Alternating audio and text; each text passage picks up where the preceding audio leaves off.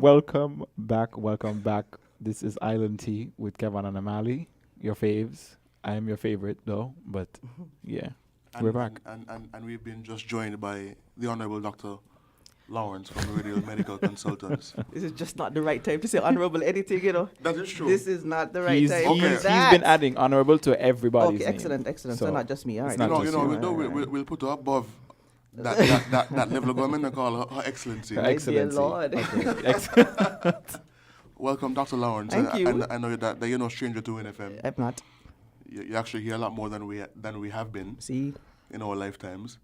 I think your husband said you've been doing this since 2007 or something like that? that time, yeah. Yeah. It's a hard year to listen to.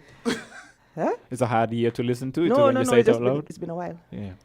Okay, so what do you have to talk to us today about? Yes, so it's funny that I have two men in the studio because this is, of 1.5. course, the month of June, which part it have Father's Day.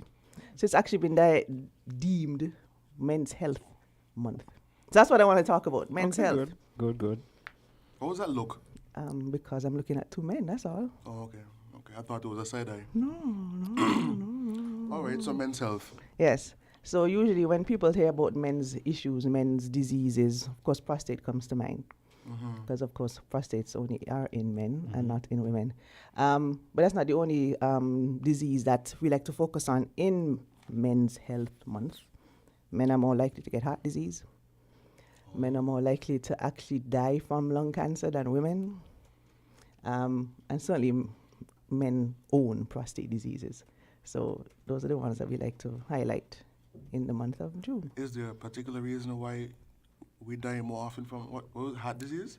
And lung disease. It just And happens lung more disease? often. In So men? it's a higher likelihood. Is it because of our lifestyle? It's because, well, certainly for heart disease, males just inherit the risk. So by having XY as your genetic makeup, you inherit the risk Okay. than a woman who has XX. So he is more likely to get heart disease than she because he is a man and she is a woman. Oh, that's really And fair. it is. And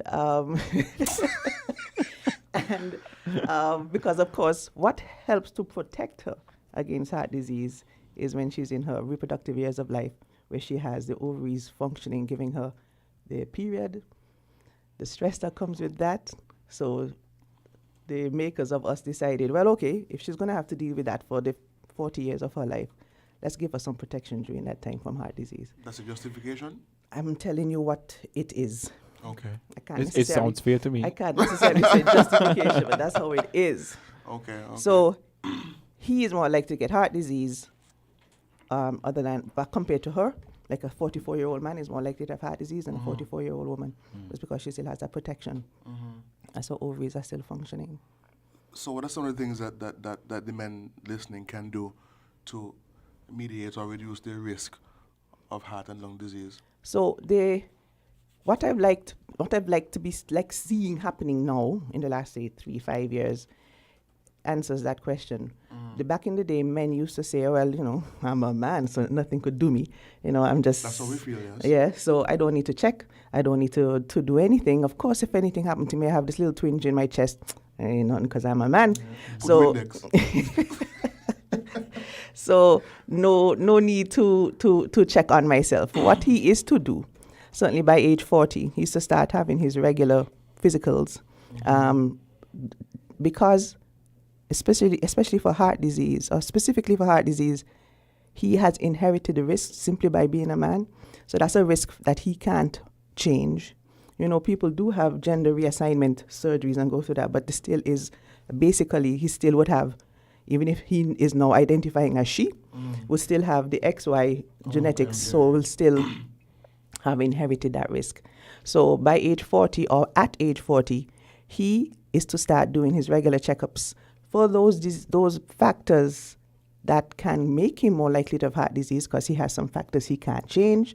Then he needs to check on the modifiable ones, the ones he can change to limit his risk or reduce his risk of getting heart disease. That's by doing stuff like checking your blood pressure regularly, checking your blood sugar regularly, regular exercise. Say that again? You deserve it. Doing the regular exercise, checking your cholesterol regularly, so not smoking cigarettes, or if you do smoke, go through the maneuvers to stop smoking. So those are the modifiable things that he has to attack and should attack to limit his risk and reduce his risk for getting heart attacks and strokes.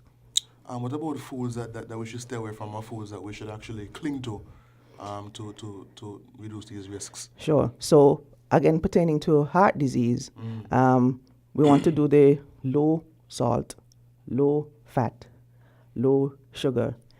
It's harder to tell somebody who actually doesn't have, like say, diabetes or hypertension to still try live healthily.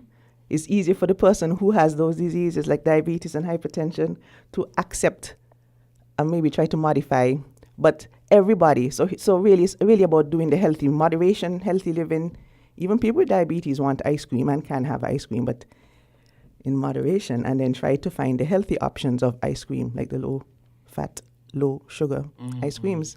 There's some tasty ones out there. Yes, there is. So it could still work. So for heart disease proponent of things and protection of your arteries and your heart, we're talking about low fat, low salt, low sugar. For prostate health, there are some things that he can do to keep his prostate healthy. It's actually eating the colorful vegetables, the redness in beets and tomato and carrot, kiwi. The colorful fruits and vegetables have in antioxidant stuff that actually keep his prostate healthy. And there's no age that is too young to start doing these things. Yeah, that give on? I like to keep myself healthy, so I'm aware of my body, or at least I try to be. And of course, exercise, yes, doctor. Without a doubt. So everywhere, all international bodies have recognized for decades now the benefits of exercise. They've actually come out and tell you how much minutes of exercise you should have each week. You should have a total of no less than 150 minutes of exercise each week. So they're not leaving it up for you to, say I did it or not. You have to actually tally your exercise timing, and it should be no less than 150 minutes. That could be 150 minutes all in one tranche. So you do that wicked hike once a week. That takes you to 3 hours. Or you could split it up during the week. You need to be a minimum of 150. You certainly can do more than 150 minutes of aerobics.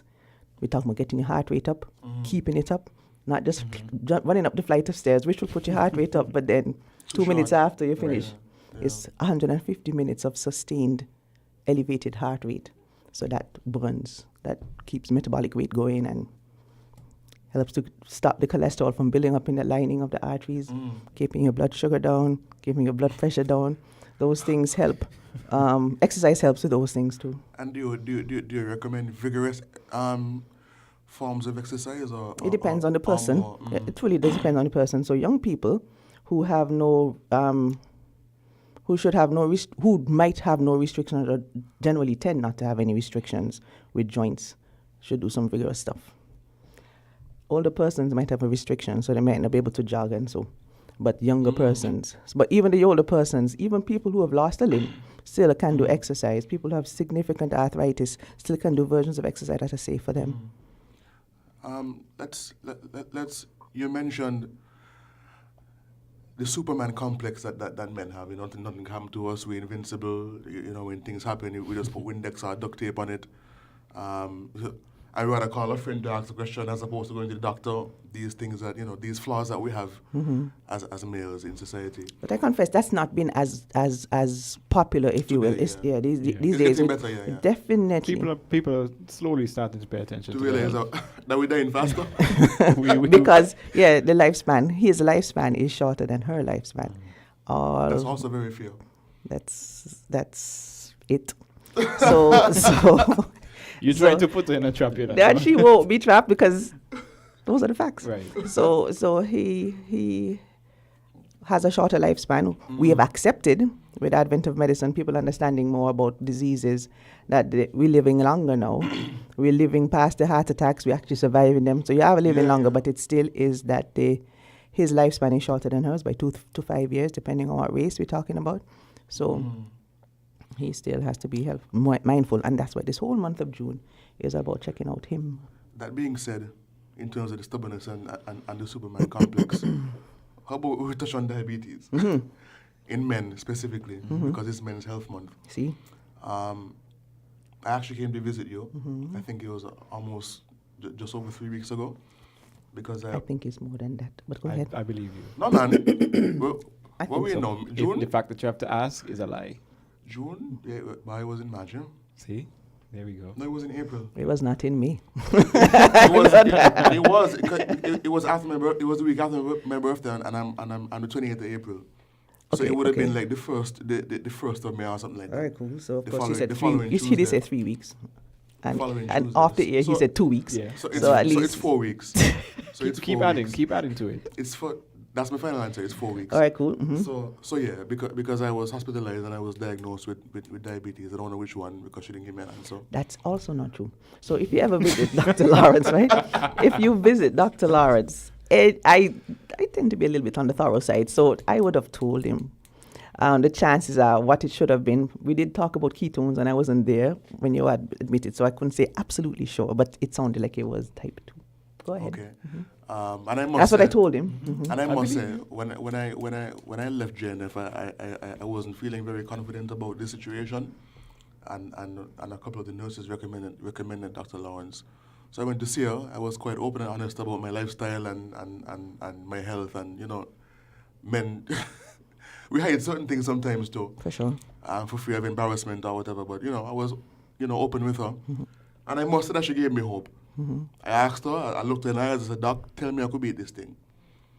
And she said, Mali, with the correct life changes, you actually do have a chance of actually, Going through it actually without actual organ damage. precisely. And we followed up with, get back to me on some results and let me know how it's going. And I heard last week, your husband told me you're coming this week. So I said, you know what, I'll wait till next week to tell you in person. Sure. What? Come on, shut up. Right? What has been happening. Yeah, that wasn't the plan. I don't believe So- you. So- He's talking to me, but I'm not listening. So I was put on drugs and insulin, and about 2 days after I left your office, I did some extensive research, and bumped into a doctor in Toronto that uses diet to actually reverse type 2 diabetes. And about 2 days after I left your office, I stopped taking my insulin. I stopped taking all the drugs. I changed my diet tremendously. And today my sugar is back to where it should be. So that is my story. All right, cool. My last reading was, I think, 117. That was a fasting? That was fasting, yeah. After it goes up to about 130, 131 or something like that. So which is okay. It's not perfect, but it's safe. Yeah, it's definitely better. It's safe. So I want you to be proud of me. Excellent. So you lost weight? Yes, I lost, as of yesterday, 39 pounds. You need to give me that diet, boy. No. So there is a very much a correlation with losing weight, in particular fat cells. So when we talk about diabetes, we know that it's you need the hormone insulin to move sugar from the bloodstream into the organs that need it. And people with diabetes, the problem is that they either have too little insulin or the insulin is not effective. What makes the insulin not work well is fat cells. So when you lose fat cells, then the insulin that you are you still producing, because you have type 2 diabetes, Yeah. so the insulin that you're still producing now has a better impact because the fat cells are not preventing the insulin from working. So yeah, cool, nice. Yeah. And before, after, especially when I was in JNF, and on insulin and on metformin, when I ate, even my fasting sugar levels were high. Like when I was released, it was as high as like 150 something, right? And after I ate, it would go up to like 175, 180. Yeah. Right? But I've lost weight over the last few weeks, and it's down significantly. I'm maintaining the diet, staying away from what I shouldn't eat and drink. It was difficult for the first few days, but it's a regular groove now. Nice. So for the persons listening with type 2 diabetes, you can, with discipline and lifestyle changes, and of course regular exercise, you can actually reverse the effects of it and bring your sugar down and actually maintain low levels. What I don't like about the concept of saying that you're cured or reversed is that sometimes, so human nature, it's sometimes hard to maintain that which helped you get to normal blood sugar. Because it does call for decent discipline all the time, every time. Every day, yeah. And some persons will say, okay, no, I'm cured. Having been cured, therefore, I could go back to do what I want to do. to the And then you normal. must go back to the diabetes state if you don't maintain the. So I like how I like to word it is you're controlling the blood sugar. It's controlled. Reversed, gone out your system, diabetes, I can't confidently say that, but it is definitely controlled by doing the correct eating, the correct exercise, controlling your body weight. And so your diabetes is now under control by diet and exercise alone. So tell us a little bit about the difference between type 1 and type 2, because I think a lot of people think diabetes is just diabetes. So Sure. break it So down. as I said, insulin is the hormone that the pancreas produces to move the sugar from the bloodstream. So when we eat, we tend to have some sugar in there, no matter what the meal is. So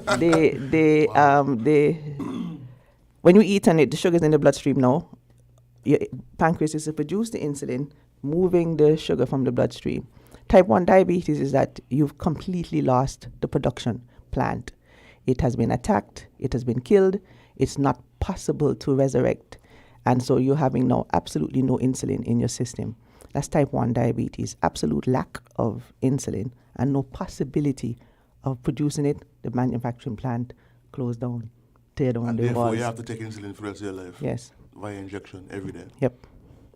So that's type 1, absolutely no insulin. Type 2 is the insulin is not effective. So you are producing it, but classically with the fat cells, you are producing it, but because of the fat cells in particular, the insulin is not effective.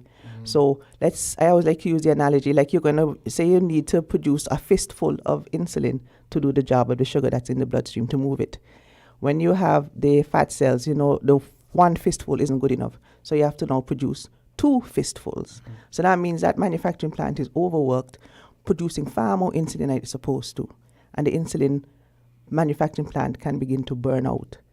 So now you stop going from your 2 fistfuls to half a fist because you just don't have the workers in the plant to produce the insulin because they burn out. And so you're no longer producing enough insulin. And that's where diabetes comes in, because you'll have less insulin than what is required for what you've eaten or what you drank. That's type 2. So type 1 is absolute lack, no plant there to make it. Type 2 is ineffective amount of insulin being produced. In my research, I've actually heard a few doctors mention that there are actually more than 2 types of diabetes. Yeah, back in the day, Up to 5, I believe. back in the day, we also used to call it maturity onset diabetes, and there's a diabetes type 3 and so, but those are terribly rare, if you will. So easy to just explain type 1 and type 2. Okay, It makes complete sense. What do you think is the biggest men's health issue in St. Kitts and Nevis at the moment? Those non-communicable diseases of high blood pressure and diabetes, which lead to heart disease. So prostate disease is definitely here, and prostate cancer and benign enlargement of the prostate, but particularly like the benign enlargement of the prostate, very popular, very common, but doesn't kill you. But the heart disease jumping off from sugar and pressure. So I think that's the greatest load men have to carry, and it turns out women too, in our federation.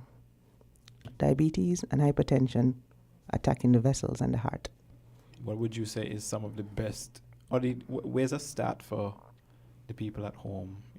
Where can they start to change anything about their lifestyle to mitigate? Acknowledge that chances are I'm not doing the exercise I'm supposed to do, so I'm actually giving you the 150 minutes per week. Are you doing that? If you are, excellent. If you're not doing that, get there. And we have some people think exercise means I have to go out to the gym or I have to go on the road. Most of us have YouTube and the internet, so you don't necessarily, especially in lockdown moments, you don't even have to leave your house. You can still do your exercise. So minimum 150 minutes. It actually allows for a lot of sinning to happen with diet. Not a lot, but you can get away with some things. But when you don't eat right, when you do your regular exercise, so that head to toe treatment exercise does. So I can't stop talking about it. Anybody who comes to see me knows that's one of the questions I'm going to ask. How's the exercise going? So 150 minutes minimum exercise. We like to eat some things that aren't too healthy here. We go to anyway. So exercise, and then just be mindful of the moderation concept. Not too much sugar, not too much fat, not too much salt. And the best way to do that is to actually make your own food. Yeah. We have a question here from someone online. The person says, Dr. Lawrence, good morning. Is there some notion of bad effects metformin has on diabetics? So first, certainly in the Eastern Caribbean and definitely in our federation, we have a block about prescription medication. And is there another way? Can we do it? Can we use some bush tea? Can we do some alternative? Metformin is not helpful when you have significant kidney disease. So it gets distorted in some people's mind because diabetes causes kidney disease. If you don't control the blood sugar, it can damage your kidneys. And metformin and kidney disease don't go together. So some people think, well, metformin then can cause kidney disease. Okay. But no, metformin is good to help with the body's response to insulin. That's how metformin works. It makes your body respond better to insulin. So in so doing, then you get better sugar control, which then prevents you from getting the kidney disease. So what was the original thing? What was the question again?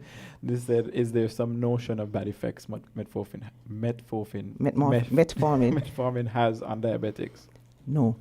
It's only if you have kidney disease from whatever reason. From before. And would make it worse. And then so people who are diabetic, who get kidney disease, significant kidney disease, have to be taken off metformin. So that's another way people can mess it up in their minds. Is there something bad with metformin? Yeah. It's really excellent until you have significant kidney disease. So take it before. Before it gets to The that whole point again about is trying to, knowing that you have a disease that can do organ damage, try get that disease under control. And the younger the person, the more aggressive I like to be. We're getting the sugar down. So 117 is good enough, but I would not accept that for me. And I'm older than you by a decent amount. That could be your mother. So I won't accept that for me. So I don't want you to stop there. Yeah. I want you to, I like when I'm managing people with diabetes, especially the younger ones, I like if looking at the person, I have somebody's blood who doesn't have diabetes, I have somebody's blood who has diabetes, and I'm looking at the blood results, I can't tell who's a diabetic. That's how it's supposed to be. So with my 117, you would know. Yes. That's hurtful, man. So you've come a good way. I agree, right? But it's not, you're not there yet. And for your age, because you're under 30. I'm 31. Right? So you're somebody who, we just want to see, because you're fasting. So I don't have diabetes. My fasting is probably 82. Oh, wow. So I know that's what my fasting has been. So that's what I'd want for you too. Okay, I'll work on it. And I'll be sure to let you know. For real this time. Sure. For real. You know what the real issue was? I was afraid to say that I stopped taking drugs. But when you came by me, I told you I don't have an issue with how that sugar come down. I want it to come down. Okay. I feel better now. Same thing for blood pressure. However it is you get that pressure down and it stay down, that's the goal. Well, Dr. Lawrence, thank you very much for joining us. I know you have to run now. Yes, sir. And this was the 7th edition of Island Tea. This is, and our first interview with Dr. Lawrence here on this new show. So thank you very much, and we're going to pause for a quick break. You're welcome. And Madam Producer, yes. And we'll see one of you next week. Yes, it should be the other wholeness. The other wholeness? No, I said the other. It should be wholeness. Yeah. Oh, the other. The other, comma, wholeness. Okay, brilliant. All right, thank you very much, and we'll pause for a quick break. All right, bye. We'll be right back. Found the sound 99.